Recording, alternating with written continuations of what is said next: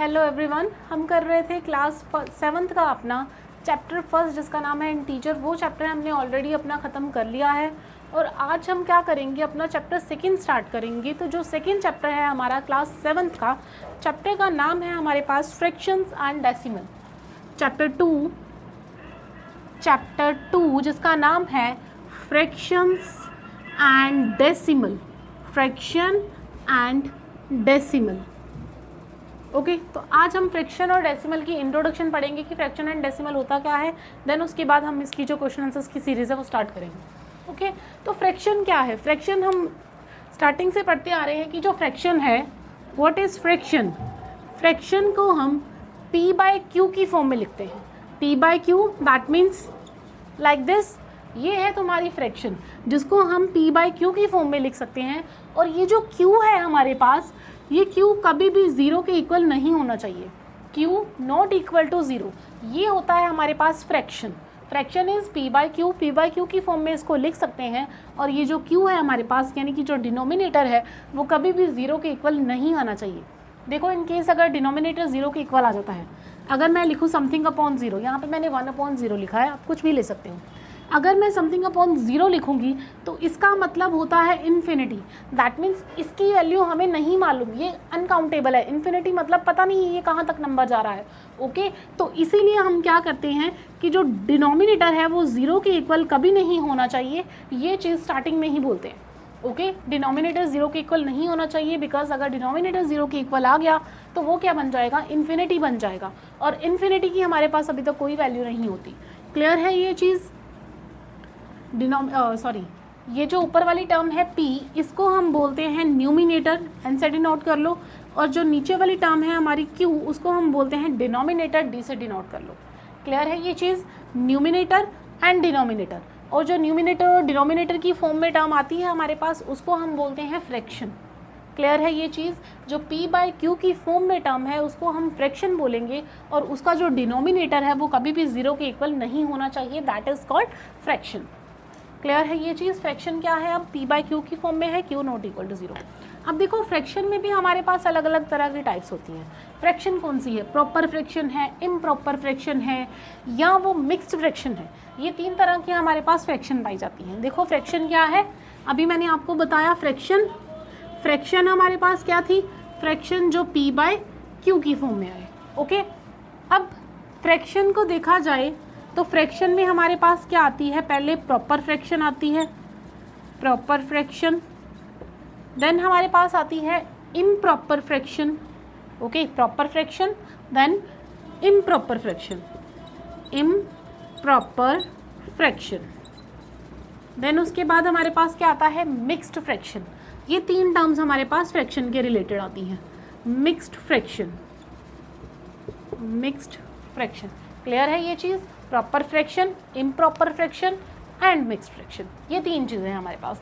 इन तीनों को आज हम थोड़ा डिटेल में स्टडी करेंगे कि ये प्रॉपर फ्रैक्शन क्या है, इम्प्रॉपर फ्रैक्शन क्या है और मिक्स्ड फ्रैक्शन क्या है। क्लियर है ये चीज़? सबसे पहले हम पढ़ते हैं प्रॉपर फ्रैक्शन क्या है। अब प्रॉपर फ्रैक्शन क्या है हमारे पास, ये चीज़ हम डिस्कस करेंगे। देखो, फ्रैक्शन तो यही है ना, P/Q की फॉर्म में ही होगी।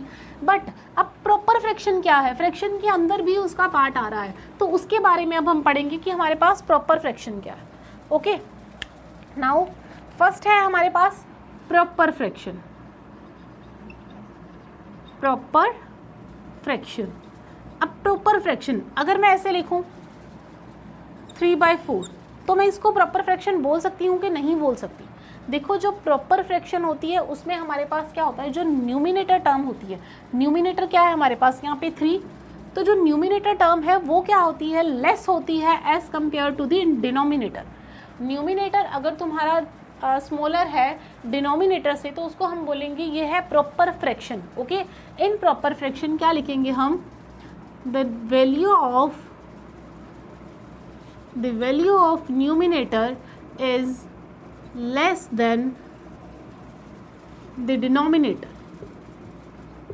Is called proper fraction. तो प्रॉपर फ्रैक्शन क्या है? जिसमें हमारे पास न्यूमिनेटर की वैल्यू डिनोमिनेटर से छोटी होती है, या फिर ऐसा बोल सकते हैं कि जो डिनोमिनेटर है वो न्यूमिनेटर से बड़ा होता है। ओके जो डिनोमिनेटर की वैल्यू है वो न्यूमिनेटर से क्या होगी, बड़ी होगी, उसको हम क्या बोलेंगे, प्रॉपर फ्रैक्शन। क्लियर है ये चीज़। प्रॉपर फ्रैक्शन क्या है, डिनोमिनेटर की वैल्यू जिसमें क्या होती है, बड़ी होती है। इसकी एग्जाम्पल लिख लेते हैं हम। एग्जाम्पल क्या क्या है इसकी, 3/4 देन 7/11। ओके 7/11। यहाँ पर भी देखो हमारे पास जो 7 है वो न्यूमिनेटर है और डिनोमिनेटर क्या है, 11 है। तो हमारे पास जो न्यूमिनेटर है वो डिनोमिनेटर से क्या है, हमारे पास छोटा है। दैट मीन्स जो डिनोमिनेटर है वो क्या है, greater than numerator. Denominator is greater than numerator, so it is called as proper fraction. Clear है ये चीज़। प्रॉपर फ्रैक्शन क्या है, जिसमें डिनोमिनेटर क्या होता है, न्यूमिनेटर से बड़ा होता है, उसको हम बोलते हैं प्रॉपर फ्रैक्शन। और क्या लिख सकते हैं, 15/22 it is also an improper proper fraction because denominator is greater than numerator. Clear है ये चीज़। ओके तो प्रॉपर फ्रैक्शन अब आपको क्लियर होनी चाहिए। प्रॉपर फ्रैक्शन में हमारे पास क्या होता है, जो डिनोमिनेटर होता है वो बड़ा होता है न्यूमिनेटर से। Okay this is what we call proper fraction. अब दूसरी बात करते हैं, हमारे पास आती है दूसरी इम्प्रॉपर फ्रैक्शन। अब इम्प्रॉपर फ्रैक्शन क्या है हमारे पास, देखो इम्प्रॉपर फ्रैक्शन। अब इम्प्रॉपर फ्रैक्शन क्या है, इम्प्रॉपर फ्रैक्शन में क्या होगा, इम्प्रॉपर फ्रैक्शन में हमारे पास जो न्यूमिनेटर होगा वो डिनोमिनेटर से बड़ा होगा। अगर मैं ऐसे लिखूं 11/7, तो 11/7 में हमारे पास जो न्यूमिनेटर की वैल्यू है वो 11 है और जो डिनोमिनेटर की वैल्यू है वो हमारे पास 7 है। That means numerator is greater than denominator. तो जहाँ पे हमारा न्यूमिनेटर बड़ा होता है डिनोमिनेटर के, उसको हम बोलते हैं इम्प्रॉपर फ्रैक्शन। ओके क्लियर है ये चीज़। यहाँ क्या होगा, न्यूमिनेटर बड़ा होगा। प्रॉपर में हमारे पास क्या था, डिनोमिनेटर बड़ा था, यहाँ डिनोमिनेटर बड़ा था, यहाँ पे हमारे पास क्या है, न्यूमिनेटर बड़ा है। क्लियर है ये। तो इसकी डेफिनेशन हम क्या लिख सकते हैं, द वैल्यू ऑफ, यहाँ लिख लो, इन इम्प्रॉपर फ्रैक्शन, इन इम्प्रॉपर फ्रैक्शन, इम्प्रॉपर, नीचे लिखती हूँ, इन improper fraction the value of numerator is greater than the denominator। Okay तो जो डिनोमिनेटर की वैल्यू होती है इसमें क्या होती है, छोटी होती है न्यूमिनेटर से, उसको हम बोलते हैं इम्प्रॉपर फ्रैक्शन। क्लियर है ये चीज़। इम्प्रॉपर फ्रैक्शन क्या है, जिसमें हमारे पास न्यूमिनेटर की वैल्यू बड़ी होती है, उसको हम बोलते हैं improper fraction.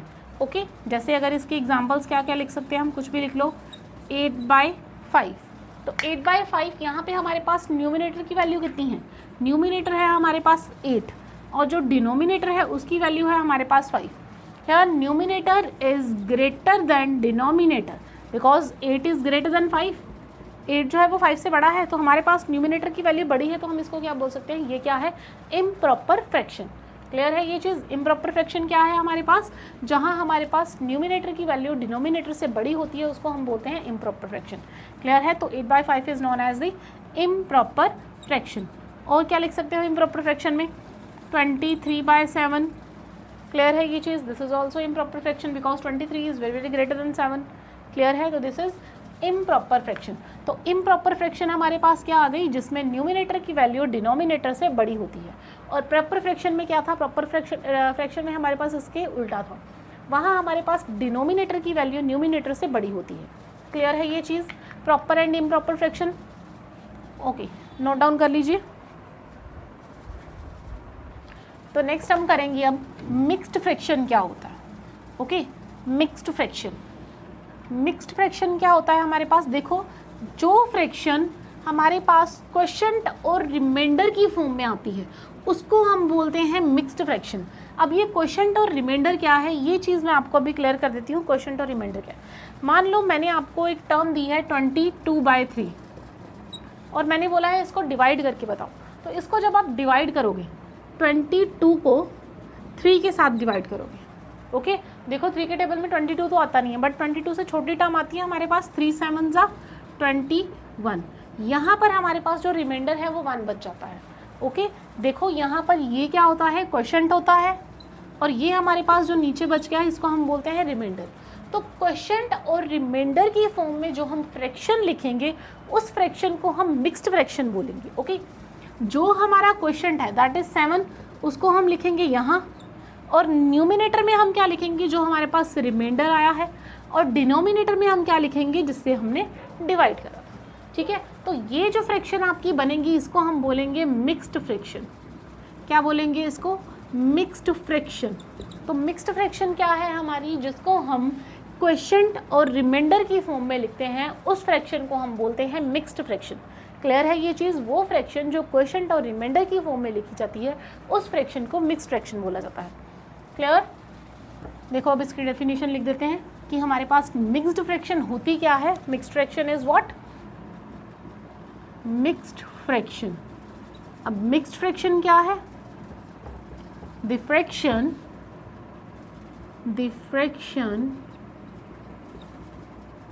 which can be written in the form of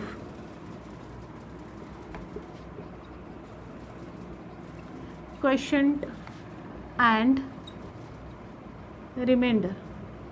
okay, तो जो रिमाइंडर और क्वोशिएंट की फॉर्म में फ्रैक्शन लिखी जाती है उसको हम क्या बोलते हैं, उसको हम मिक्स्ड फ्रैक्शन बोलते हैं। फॉर एग्जांपल अभी जो मैंने आपको एग्जांपल दी थी कि जो 22/7 है उसको हम कैसे लिख सकते हैं, 7:1/3। इसको प्रोनाउंस ऐसे करते हैं 7:1/3। तो 7:1/3 हमारे पास क्या है, मिक्स्ड फ्रैक्शन। क्लियर है ये चीज़, तो मिक्स्ड फ्रैक्शन हमारे पास क्या होती है, जो क्वोशिएंट और रिमाइंडर की फॉर्म में लिखी जाती है। क्लियर है, तो आज हमने अभी तक क्या क्या पढ़ा है, अभी तक हमने 3 चीज़ें आज सीखी हैं कि हमारे पास जो फ्रैक्शन क्या होती है। फ्रैक्शन क्या थी हमारे पास, फ्रैक्शन जो है वो p/q की फॉर्म में होती है, और जो q है वो नॉट इक्वल टू 0 होता है। देन उसके बाद हमने पढ़ा है प्रॉपर फ्रैक्शन क्या होती है। प्रॉपर फ्रैक्शन में हमारे पास जो डिनोमिनेटर है वो न्यूमिनेटर से बड़ा होता है। ओके, देन हमने इम्प्रॉपर फ्रैक्शन पढ़ी है। इम्प्रॉपर फ्रैक्शन में हमारे पास क्या होता है, न्यूमिनेटर बड़ा होता है डिनोमिनेटर से। ओके, देन हमने मिक्स्ड फ्रैक्शन पढ़ी है। मिक्स्ड फ्रैक्शन क्या होती है, मिक्स्ड फ्रैक्शन में हम जो न्यूमिनेटर और डिनोमिनेटर को किस टर्म्स में लिखते हैं, क्वोशिएंट और रिमाइंडर की फॉर्म में लिखते हैं, उसको हम बोलते हैं मिक्स्ड फ्रैक्शन। ओके, क्लियर है ये चीज़। अब मैं आपको कराती हूँ फ्रैक्शन एडिशन। ये टर्म्स इंपॉर्टेंट है, थोड़ी एडिशन सीख लेना कैसे करते हैं। देखो यहाँ पे है हमारे पास 3/4। ओके, और प्लस करना है हमने इसको 1/5 के साथ। क्लियर है ये चीज़।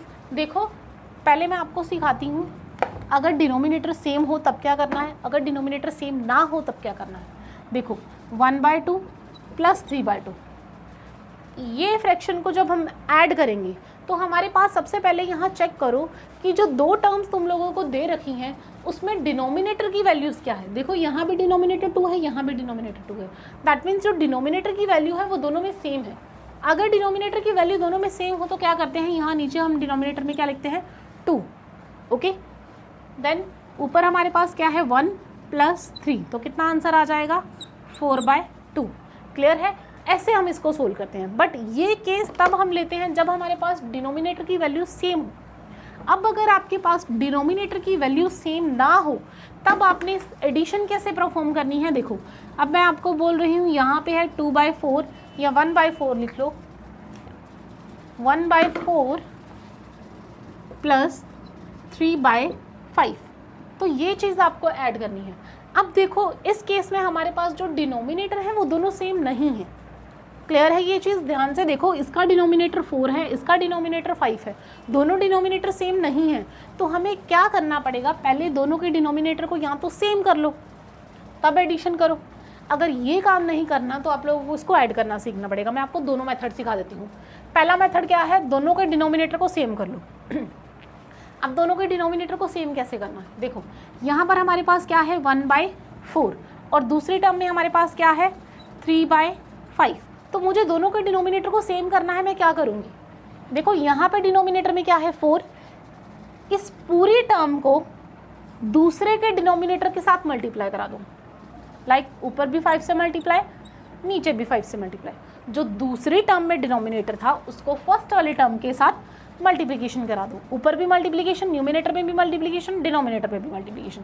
क्या बन जाएगा तुम्हारे पास 5 × 5 / 4 5 × 20। क्लियर है ये चीज़। न्यूमिनेटर और डिनोमिनेटर को किसके साथ मल्टीप्लाई कराया है, जो दूसरी टर्म में हमारे पास डिनोमिनेटर था। तो यहाँ 1/4 था, इसको दूसरे के डिनोमिनेटर यानी कि 5 के साथ ऊपर और नीचे मल्टीप्लाई कराया है। तो 1 5 ज़ा 5 एंड 4 5 ज़ा 20। क्लियर है ये चीज़। अब जो दूसरी टर्म है हमारे पास 3/5, उसको पहली वाली टर्म के डिनोमिनेटर के साथ मल्टीप्लाई करा दो। यहाँ पे क्या आएगा, न्यूमिनेटर के साथ भी 4 से मल्टीप्लाई, डिनोमिनेटर के साथ भी 4 से मल्टीप्लाई। क्लियर है ये चीज़। तो ये कितना आ जाएगा, 3 4 ज़ा 12 एंड 4 5 ज़ा 20। अब ध्यान से देखो, दोनों के जो डिनोमिनेटर हैं वो सेम हो चुके हैं। फर्स्ट वाली टर्म का डिनोमिनेटर भी 20 है, सेकंड वाली टर्म का डिनोमिनेटर भी 20 है। अब दोनों के डिनोमिनेटर सेम है, तो अगर दोनों के डिनोमिनेटर अब सेम हो चुके हैं तो अब हम इसको इजीली ऐड कर सकते हैं। बिल्कुल कर सकते हैं। यहाँ पे हमारे पास 1/4 था, 1/4 की जगह हमने क्या लिखना है, 5/20। 1/4 की जगह क्या लिख देंगे हम यहाँ पे, 5/20। क्लियर है ये चीज़। देन दूसरी टर्म है हमारे पास 3/5, तो 3/5 की जगह हम क्या लिख देंगे, 12/20। अब दोनों के डिनोमिनेटर सेम है, इजीली आंसर निकाल सकते हैं हम, 25 + 12। क्लियर है ये चीज़। तो कितना आंसर आ जाएगा हमारे पास, 17/20। क्लियर हुआ ये चीज़। हमने इसको सॉल्व कैसे किया है, क्लियर है। क्या किया हमने, दोनों के डिनोमिनेटर को सेम किया है। तो दोनों के डिनोमिनेटर को सेम करने का मेथड क्या था कि एक दूसरे के डिनोमिनेटर के साथ न्यूमिनेटर और डिनोमिनेटर की मल्टीप्लिकेशन करा दो। लाइक यहाँ पे हमारे पास 1/4 था और यहाँ पे 3/5 था, तो ये जो 5 है डिनोमिनेटर में, इसको फर्स्ट वाली टर्म के साथ न्यूमिनेटर और डिनोमिनेटर के साथ मल्टीप्लाई, और जो यहाँ पे हमारे पास टर्म है इसको दूसरे डिनोमिनेटर के साथ ऊपर और नीचे मल्टीप्लाई। तो हमारे पास क्या हो जाते हैं, डिनोमिनेटर दोनों के सेम हो जाते हैं। जब डिनोमिनेटर सेम हो जाते हैं तो हम क्या करते हैं, अपना इजीली कैलकुलेशन सॉल्व कर लेते हैं। ओके, अब इसका दूसरा मेथड कराती हूँ। ये है फर्स्ट मेथड। जिसको ये मेथड इजी लगता है वो यही मेथड कीजिए, कोई ज़रूरत नहीं है आपको दूसरा मेथड करने की, बट फिर भी आप लोग दोनों मेथड सीख लीजिए। इन केस अगर आपको कोई भी मेथड, एक मेथड भूल जाता है एग्जाम में, तो दूसरे मेथड तो आपको याद होगा। ओके, दूसरा क्या था हमारे पास, 3/5। तो 3/5। ओके, देखो ये मेथड क्या है, ये मेथड है, आपको इस पर रफ वर्क करना पड़ेगा। तो रफ वर्क के लिए हमने लाइन लगा ली है। 4 और 5 है हमारे पास, तो जो डिनोमिनेटर में चीज़ें होती हैं उनका एलसीएम ले लो। डिनोमिनेटर में हमारे पास जो दो टर्म्स हैं, इधर क्या है 4 और इधर क्या है हमारे पास 5, दोनों का एलसीएम ले लो। एलसीएम लोगे कितना आएगा, देखो 2 2 ज़ा 4, 2 के टेबल में 5 नहीं जाता। देन 2 1 ज़ा 2, 2 के टेबल में 5 नहीं जाता। अब 5 1 ज़ा 5, तो हमारे पास एलसीएम कितना आया है इसका, एलसीएम आया है 2 × 2 × 5, 2 × 2 × 5। कितना आया एलसीएम हमारे पास, 2 2 ज़ा 4, 4 5 ज़ा 20। क्या आ गया एलसीएम हमारे पास, 20। तो यहाँ पे हम नीचे लिख लेंगे 20। क्लियर है। डिनोमिनेटर में, इन दोनों के डिनोमिनेटर का एलसीएम लिया ना, तो डिनोमिनेटर में ही 20 लिखेंगे, क्योंकि 4 और 5 दोनों क्या थे, डिनोमिनेटर में थे। तो डिनोमिनेटर में हमने क्या लिख लिया यहाँ पे, 20। क्लियर है ये चीज़। अब इसकी जगह क्या लिखेंगे और इसकी जगह क्या लिखेंगे, वो चीज़ भी हम रफ वर्क में सॉल्व करेंगे। फर्स्ट टर्म हमारे पास क्या है, 1/4, और दूसरी टर्म है हमारे पास 3/5। दोनों टर्म्स को साइड पे लिख लो पहले। क्लियर है ये चीज़। 1/4 टर्म थी उसको लिख लिया, 3/5 था उसको लिख लिया। अब दोनों को क्या कराना है आपने, जो एलसीएम आया है उसके साथ मल्टीप्लाई। क्लियर है। क्या कराना है, दोनों को जितना एलसीएम आया है उसके साथ मल्टीप्लाई। एलसीएम कितना आया था हमारे पास, 20, तो 1/4 को भी 20 से मल्टीप्लाई कराओ और 3/5 को भी 20 से मल्टीप्लाई कराओ, और आंसर देखो कितना होता है। देखो 20 × 1 = 20/4। अब 4 के टेबल में 20 कहाँ पे आता है हमारे पास, 5 पे। तो यानी कि 1/4 की जगह हम क्या लिखेंगे, 5। तो 1/4 की जगह हम क्या लिखेंगे, 5। क्लियर है ये चीज़। आगे हमारे पास कौन सा साइन है, प्लस का। अब नेक्स्ट क्या है हमारे पास, 3/5। तो 3/5 को भी हमने क्या कराना है, एलसीएम के साथ ही मल्टीप्लाई।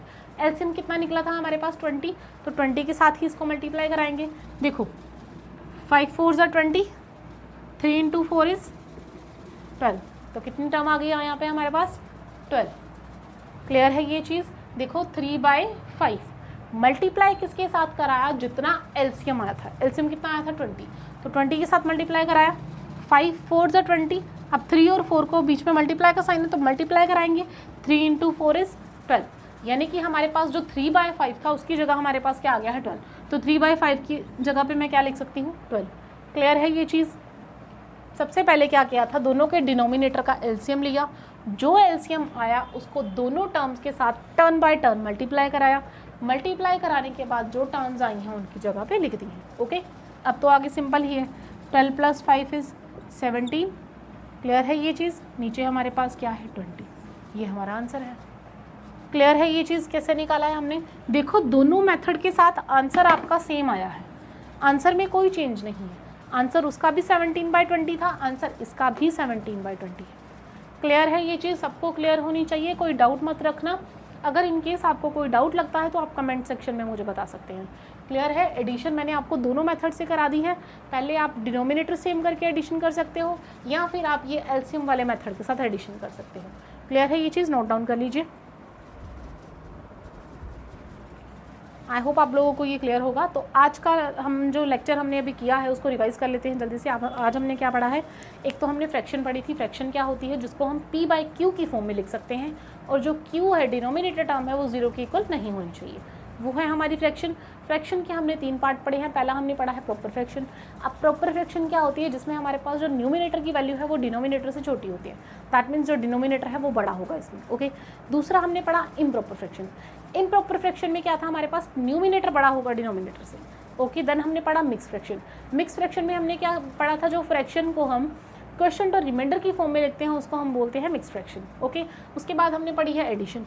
एडिशन हमने फ्रैक्शन की 2 तरह से पढ़ी है, एक हमने पढ़ी है डिनोमिनेटर को सेम करके और दूसरी हमने पढ़ी है एलसीएम वाले मेथड से। ओके, आपको जो मेथड ईजी लगे आप वो मेथड के साथ कर सकते हो, ठीक है। और अगर यहाँ पे आपको सब्ट्रैक्शन आ जाती है, बाकी सारा प्रोसेस सेम रहेगा, बस एडिशन की जगह सब्ट्रैक्शन लगा देना, दैट्स इट, ठीक है। तो एडिशन और सब्ट्रैक्शन आपके दोनों आज के केस में ये सॉल्व हो गए हैं। कल से हम इसका जो क्वेश्चन आंसर्स हैं, इसका जो एक्सरसाइज है वो स्टार्ट करेंगे। आज के लिए इतना ही। Thank you very much.